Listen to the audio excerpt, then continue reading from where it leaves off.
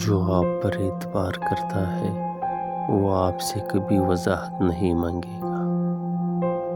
کسی کے عیب مت ڈھونڈو تاکہ دوسرا تیرے عیبوں کی جستجو نہ کرے۔ میرے دوست اپنی نفسیات کی دیکھ بھال کریں، اپنے آپ کو جانیں۔ ایک بار جب ہم خود کو جان لیں گے تو ہم اپنی ذات کی دیکھ بھال کرنے کا طریقہ سیکھ سکتے ہیں۔ مجھے ایسے دوست کی ضرورت نہیں ہے جو میرے بدلنے پر بدل جائے اور جو میرے سر ہلانے پر سر ہلائے۔ اس کے لیے تو میرا سایہ ہی کافی ہے۔ جو ایک لمحہ کے لیے غصے کو پی جائے وہ پورے المناک دن سے خود کو محفوظ رکھتا ہے۔ کسی غلط رائے پر قائم رہنے کی بجائے رائے بدلنا بہتر ہے۔ گرنا کوئی ناکامی نہیں ہے، ناکامی اس وقت آتی ہے جس جگہ آپ گرتے ہیں وہیں پڑے رہتے ہیں۔ میں بھی جاہل ہوں اور میرے آس پاس لوگ بھی جاہل ہیں۔ فرق اتنا ہے کہ میں اپنی جہالت کو پہچان گیا ہوں، وہ نہیں پہچانتا۔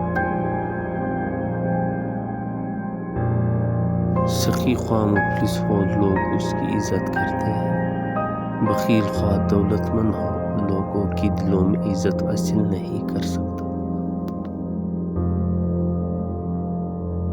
لذت کی خاطر برائی نہ کر، لذت ختم ہو جائے گی، گناہ باقی رہے گا۔ سب سے بڑا جاہل وہ ہے جس کا دعویٰ ہو کہ اس کے پاس ہر سوال کا جواب موجود ہے۔ اگر انسان یہ سمجھ لے کہ کوئی چیز مستقل نہیں ہے، پھر نہ تو وہ اچھی قسمت پر زیادہ خوش ہوگا اور نہ ہی اپنی بری قسمت پر غمزدہ ہوگا۔ اگر آپ اپنے آپ سے دوستی کرتے ہیں تو آپ کبھی تنہا نہیں ہوں گے۔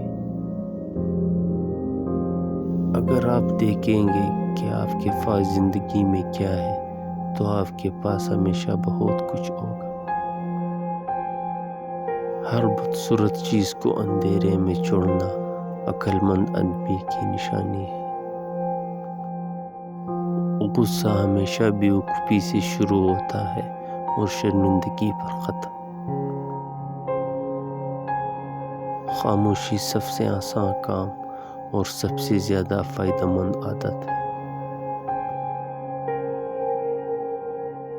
اپنے پرانے غموں پر تازہ آنسو ضائع نہ کریں۔